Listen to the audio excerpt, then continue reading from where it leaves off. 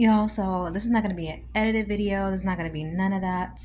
I just wanted to jump on here and talk to you guys about Candace Owens and Nick Fuentes and a little bit about Tucker Carlson, right? Because she thought that she was going to be trending today. And listen, this is coming from someone that is not a Candace Owens hater or someone that considers themselves like a stan, right? Because I stan no one but Jesus Christ, okay? But I'm not gonna lie, I was shocked when I saw the interview between her and Nick Fuentes because I was actually looking forward to one. When I saw the trailer, I was like, oh, okay, this is gonna be interesting. They have a lot in common. And I'm not too familiar with Nick Fuentes, but I know enough kind of to kind of get the basis of who he is, what he's about. So I was actually looking forward to this. And then I watched it. And oh my God, it was a train wreck. And Candace Owens came across as very emotional. She was very angry. She did an hour or so of just talking about why do you hate Jews? Why do you hate Jews? Why do you hate Dave Smith? Well, how could you say this about Dave Smith? Remember when you said this about me? Remember when you said that about me? And it just seems so unhinged for someone that is usually seen as very articulate, a wordsmith, if you will, someone that has no problem getting her points across and maintaining a sense of calmness. So, yeah, that completely surprised me, but he unraveled her. And child, today, Miss Clapback Queen herself, she's usually good for a good clapback on Twitter. She's like a Twitter, keyboard thug, right? And what she does is she'll handle you or she'll clap back on with you on Twitter, and then she'll take her tweet or her back and forth with whoever on her show to say like, look how I got this person and that person.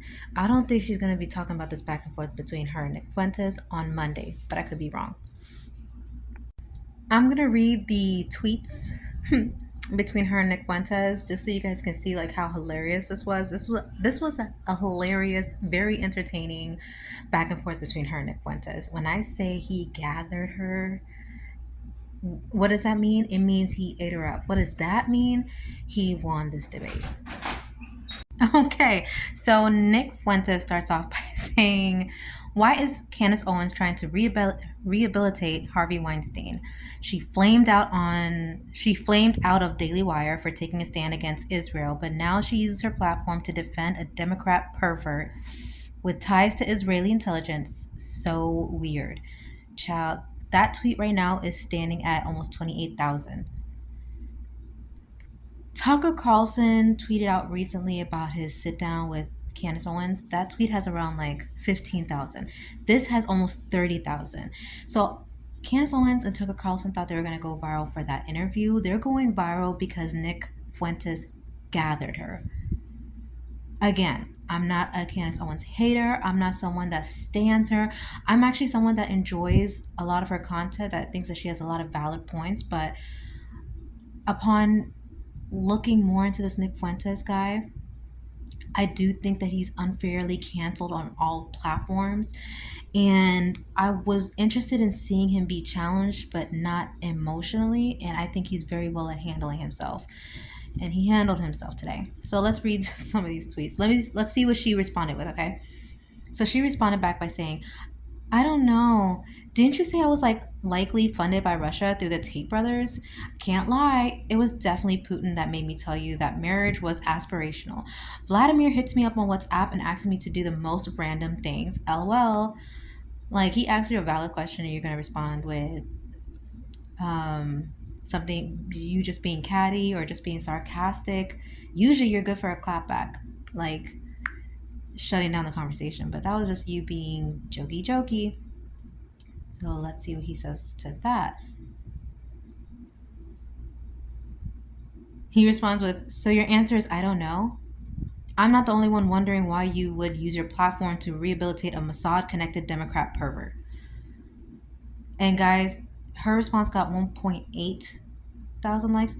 His response to her got 11,000 likes.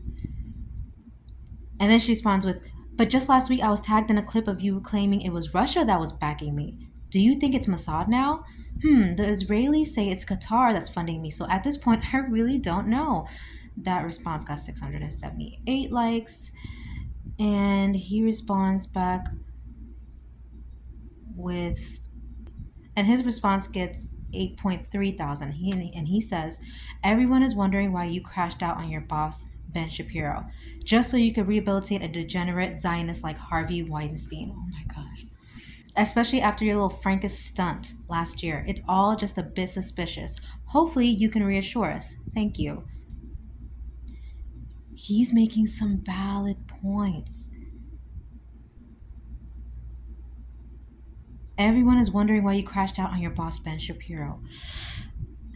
Just so you can rehabilitate a degenerate Zionist like Harvey Weinstein. Ooh! Especially after your little Frankus stunt last year. It's all just a bit suspicious. Hopefully, you can reassure us. Thank you. That response got 8.3 thousand compared to hers that got 678 likes. I think the best way to handle this is for you to post a clip screaming, I'm a real man, again, and refer to me as a bitch a few more times to really prove it, because if a man isn't calling a woman a stupid bitch, is he even really a man? I think not. This is, okay, you know what? Just more sarcasm, deflecting. That post barely got 1,000, and he responds again. His response gets 11,000. Why don't you put the phone down and go make me a sandwich? He said, why don't you put the phone down and go make me a sandwich? Jesus. Damn, he's cooking. And then once you calm down and collected yourself, explain why you are trying to help Harvey Weinstein and convince us that it's the Frankists and not the Jews.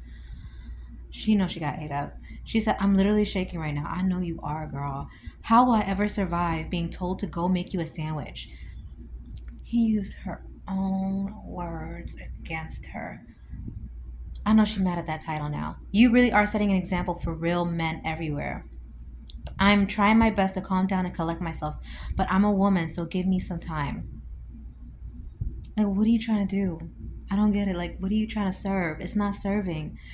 And his response gets another 13,000. Like, you see the comparisons. His responses will get 15,000, 1,000, 15,000, 11,000. Her responses get like 600, 400, maybe 1,000. It continues. Her last one was basically saying like, yeah, I'm a woman, you know me, just give me some time. And he says, take all the time you need. Turkey, provolone, lettuce, and tomato, please. Easy mayo. Thanks, hon. I'm sorry I hurt your feelings. Everyone can see that you are totally not a raging bitch. The thing is, I'm just not myself when I'm hungry. That's why I need a sandwich now. Oh my gosh. Oh my god. Is that a joke from a Snickers commercial? So good. Keep going, Nick. Total annihilation cope ratio, bro. No way I could survive this. At this point, she's totally copping out. Like, she's not even rebutting anything. She's not adding any good points. This is her retreating. Like, oh, okay, great, good one, good for you. That's what it's giving. And that one got like 400 likes. His response gets 8,500 likes. True, you seem totally unbothered right now. Look, I'm not trying to annihilate you, but you are. I just want to know why you keep pushing Harvey Weinstein and the Frankists on us, but you are being weirdly defensive. Sometimes annihilation is the only way, Thanos. Do what must be done.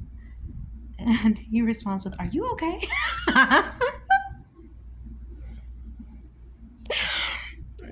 Are you okay? Seriously, bro, like, are you okay? What's going on here? Why can't you just answer a simple question? Why are you joking and deflecting too much? Why are you just being sarcastic and very. He's the only one that I've witnessed, like, corner her and have her give such an emotional response. Not driven out of facts or good arguments, but just straight emotion. It's crazy. Like I said, she's usually very articulate and is able to express herself pretty well, but not when she's talking to Nick.